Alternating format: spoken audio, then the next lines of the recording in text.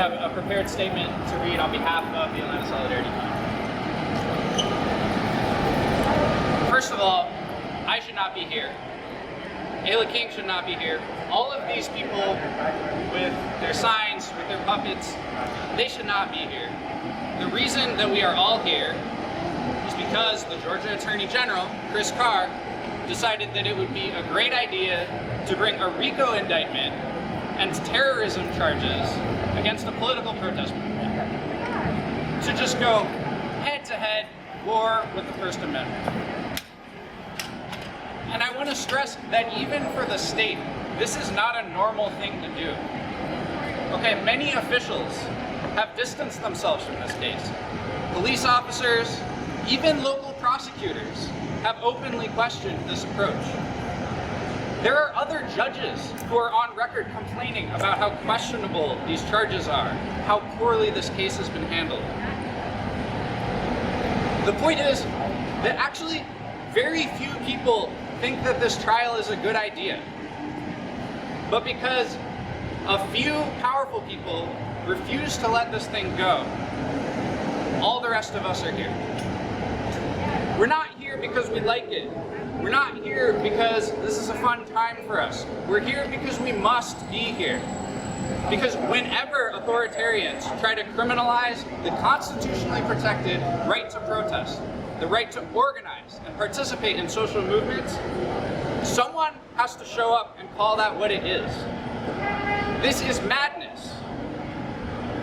And if we don't show up and call it madness every time, if we start acting like this is normal, they will keep doing it again and again against more and more people. They will do it against police accountability protesters. They will do it against migrant justice protesters. They will do it against queer and trans activists. They will do it against our neighbors and our friends. And we will not wait for that to happen. The Atlanta Solidarity Fund will always stand ready to protect the rights of protesters. And that is why we are being targeted as co-defendants in this case. But regardless of the attacks, regardless of the raids, the abuse of legal process to suppress our rights, we will continue to defend those rights to protest. To the media, to the public, to everyone, we want to say, watch this case. It may take a long time. It may be dull and drawn out again and again, but what happens here affects all of us. Thank you. My name is Brent Lyman. I'm a community member and resident of Atlanta, Georgia that supports the Stop Cop City movement. Ayla has spent most of their adult life facing charges. They're 21 years old and they are facing 20 years in prison for attending a music festival associated with the movement. We believe this is part of a growing global trend led by the United States to destroy the lives of dissenters against authoritarianism. In the state of Georgia, there's a bipartisan effort to crush the people's voice and to do the dirty work of the Trump administration. We believe the process is the punishment.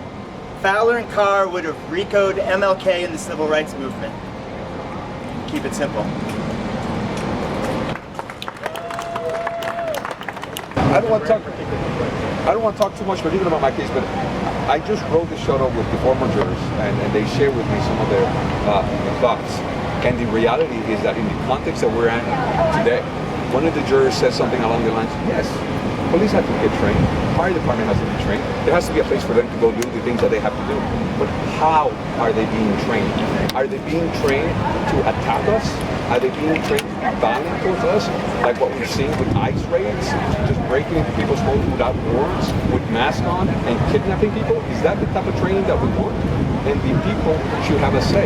And how do we get that say? By the democratic process. By the process of putting on a ballot and letting people decide whether or not they want this training facility and the programs. When you go to college, you choose the curriculum. Do you want a violent curriculum that teaches how to say smoke grenades into crowds of civilians, or do you want somebody that knows how to de-escalate? And that's the reality that we're dealing with today. That is why all these people are here, because they're not saying, well, some of them are saying that we should completely defund the police, but most people are saying we just want the police to actually protect and serve and not hurt us. Could you give me 3 words you would describe this trial? Well, this trial is in a way, attacking people's freedom of expression. That's more than 3 words, so I'm sorry, but good things I don't have a word with it. But people have a right to stand up and say something, and if the government doesn't like it, then the government just has to deal with it, because people can express themselves. And again, we're not talking about, at least on this case, I haven't seen any evidence of people being violent against other people. The only person that I've seen so far that was hurt was Fulton County, and he was murdered